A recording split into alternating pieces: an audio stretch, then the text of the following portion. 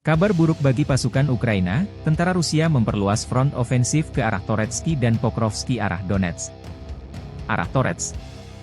Di desa Druzhba, angkatan bersenjata Rusia membangun pijakan di sepanjang jalan Sviatorskaya hingga kedalaman 250 meter dan menyerang ke arah utara, termasuk jalan Sadovaya. Di bagian timur laut desa Severnoe, pasukan Rusia menekan di sepanjang sabuk hutan di sepanjang rel kereta api dan jalan Kalinovaya ke arah barat. Sementara di arah Pokrovsky, intensitas pertempuran sangat sengit di wilayah Lozovatsky. Unit kami sedang bergerak di sepanjang 2 jalur hutan, demikian keterangan video militer Rusia 15 Juli. Di selatan Novoselovka pertama, pasukan Rusia menduduki sabuk hutan di area seluas 1,82 km.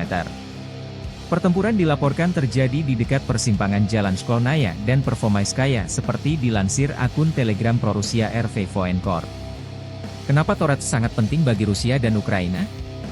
Bagi Ukraina, Torets telah menjadi kota garis depan selama hampir 10 tahun dan satu-satunya tempat di mana garis depan tidak bergerak, bahkan setelah invasi skala penuh pada tahun 2022 dimulai. Sejak malam tanggal 18 Juni 2024, pasukan Rusia telah meningkatkan intensitas mereka di tempat yang dulunya merupakan kota pertambangan yang berkembang pesat. Eskalasi yang parah telah merenggut semua harapan kota untuk masa depan yang lebih cerah. Sementara bagi Rusia, menguasai Torets berarti membangun pertahanan kokoh di arah Donbas. Semakin jauh Rusia maju ke arah Chasiv Yar dan Avdiivka tanpa kendali atas Torets, semakin besar area serangan balik Ukraina yang dapat dilakukan secara efisien, sehingga membuat pasukan Rusia semakin rentan. Torets saat ini dilindungi oleh Brigade Mekanik ke-24, pasukan elit Ukraina yang paling legendaris sebagai pasukan yang pertama kali dibentuk.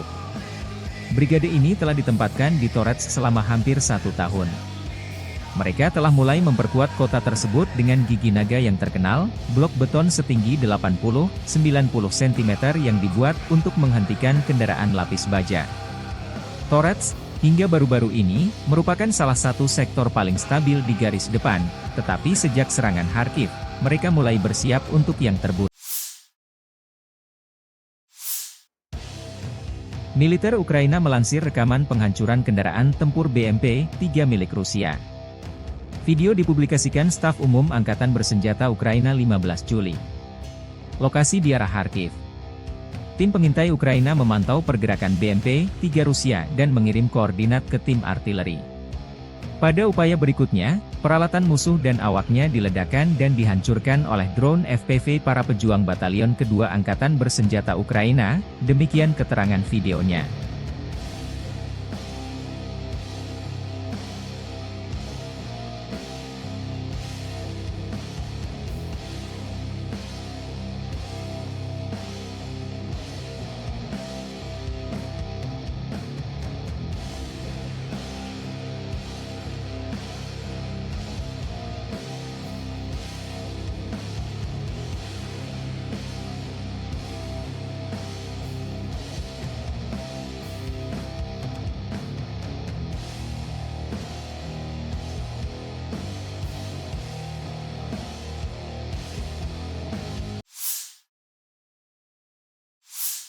Что ты работаешь?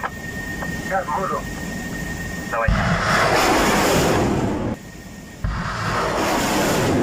Militer Rusia 15 Juli merilis video menunjukkan awak pertahanan udara Buk M2 kelompok Vostok dari Buryatia. Dalam video tersebut, mereka tampak melindungi area belakang sejak awal operasi militer khusus. Para pejuang ini mengungkapkan bahwa mereka telah mencapai begitu banyak keberhasilan sehingga mereka tidak lagi menghitung jumlah target yang berhasil mereka tembak jatuh. Divisi Buk M2 tersebut terus menunjukkan keunggulannya dalam pertempuran udara, baru-baru ini berhasil menghancurkan segerombolan rudal musuh. Keberhasilan ini menegaskan kemampuan pertahanan udara Rusia dalam melindungi wilayah strategis dan memastikan keamanan pasukan di lapangan. Dengan keakuratan dan kecepatan sistem Buk M2, ancaman dari serangan udara musuh dapat ditangani dengan efektif. Buk M2 atau di Rusia dikenal dengan kode 9K317 merupakan sistem pertahanan udara Sishanut darat ke udara, SEM, jarak menengah. Sistem ini dirancang untuk menghalau beragam ancaman dari udara. Buk M2 dapat digunakan untuk menghancurkan pesawat, helikopter, maupun target-target udara lainnya seperti rudal. Varian ini merupakan peningkatan kemampuan dari sistem lama Buk M1. Buk M2 dapat juga digunakan untuk melakukan serangan terhadap target di laut dan daratan. Sasaran udara pada ketinggian 10 hingga 24.000 meter dapat dihancurkan menggunakan Buk M2 hingga jarak maksimum 50 km. Sebanyak 24 sasaran udara yang datang dari berbagai arah dapat ditangani secara simultan menggunakan sistem ini. Sistem rudal Buk M2 yang berbasis pada sasis YM-569 dapat melaju dengan kecepatan 65 km per jam di jalan raya dan 45 km per jam di jalan tanah, serta dapat menempuh jarak hingga 500 km tanpa mengisi ulang bahan bakar. Sistem rudal Buk M2E dapat menjalankan beberapa misi dengan mobilitas yang lebih besar dan dapat secara bersamaan menyerang maksimal 24 target. Satu rudal dapat menghancurkan pesawat taktis dan helikopter dengan probabilitas antara 0,9 dan 0,95, sedangkan probabilitas penghancuran terhadap rudal balistik taktis berkisar antara 0,6 dan 0,7. Rudal tersebut dapat beroperasi terus-menerus selama 1 hari dengan pengisian ulang bahan bakar dan memiliki waktu pembongkaran 5 menit.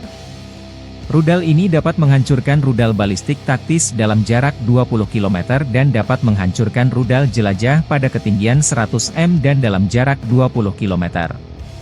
Rudal ini memiliki beban gravitasi target maksimum 10 gram dan dapat menghancurkan target aerodinamis dengan kecepatan maksimum 830 ms yang terbang pada ketinggian antara 0,015 km dan 25 km, dan dalam jarak 3 km hingga 45 km. Sistem rudal ini dapat beroperasi pada suhu hingga 50 derajat Celcius dan kecepatan angin hingga 30 ms, ketinggian operasi maksimumnya di atas permukaan laut adalah 3000 meter atau 3 kilo.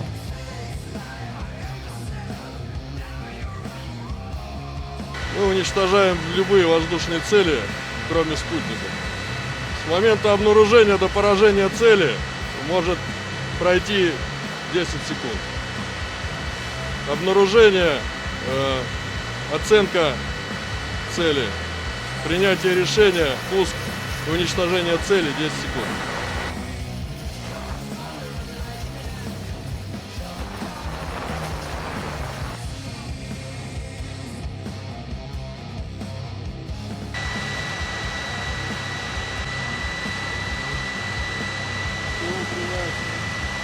Беспилотник.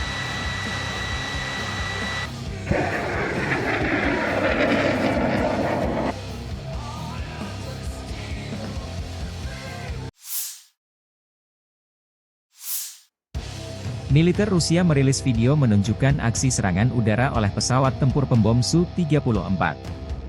Serangan tersebut menargetkan titik penempatan sementara Angkatan Bersenjata Ukraina, AFU, dengan menggunakan bom udara FAB-3000 di wilayah tanggung jawab grup pasukan Sever di arah Kharkov. Berdasarkan hasil kontrol objektif yang dilakukan setelah serangan, diketahui bahwa target berhasil dihantam dengan presisi. Hal ini menegaskan efektivitas penggunaan bom FAB-3000 dalam operasi militer oleh pasukan Rusia. FAB-3000 adalah bom udara berdaya ledak tinggi serbaguna rancangan Soviet, yang terkenal karena kemampuan destruktifnya yang signifikan. Dengan berat sekitar 3.000 kg, 6.614 pon, bom ini berukuran panjang sekitar 4,2 meter, 13,8 kaki, dan diameter 0,64 meter, 2,1 kaki. Bom ini biasanya diisi dengan tritonal, campuran TNT dan bubuk aluminium, yang meningkatkan daya ledaknya. Berbagai jenis sekering, termasuk sekering benturan dan sekering waktu tunda, dapat digunakan tergantung pada persyaratan misi. Muatan peledak bom FAB-3000 adalah sekitar 1.400 kg, 3.086 pon, bahan peledak tinggi. FAB-3000 memiliki radius ledakan yang besar, yang mampu menyebabkan kerusakan parah pada bangunan, benteng, dan infrastruktur. Radius yang tepat bergantung pada faktor-faktor seperti ketinggian ledakan dan lingkungan. Bom ini dapat menembus beton bertulang dan struktur berbenteng lainnya sebelum meledak, sehingga efektif terhadap bunker dan fasilitas bawah tanah. Setelah meledak, selongsong bom pecah, mengirimkan pecahan. Bom FAB 3000 beratnya 3 ton, setengahnya adalah TNT. Bahkan meleset beberapa lusin atau 328 kaki tidak membuat banyak perbedaan. Gelombang kejut menyebabkan kerusakan bahkan ratusan kaki dari lokasi ledakan, dan jangkauan pecahannya dapat melebihi 0,6 mil. Jangkauan bom ini bergantung pada kecepatan dan ketinggian jatuhnya, semakin tinggi dan cepat, semakin baik. Hal ini memungkinkan Rusia menjatuhkan bom sejauh 37,43 mil dari target, yang jauh di luar jangkauan sistem pertahanan udara jarak pendek Ukraina, maksimum sekitar 25 mil. Bom FAB 3000 dirancang untuk dibawa di bawah sayap atau badan pesawat yang lebih kecil, serta di ruang bom pesawat pengebom yang lebih besar. Meskipun ukurannya, yang mungkin menggolongkannya sebagai bom berkapasitas tinggi, HC, desain dan konstruksinya selaras dengan bom serbaguna, YP, yang besar.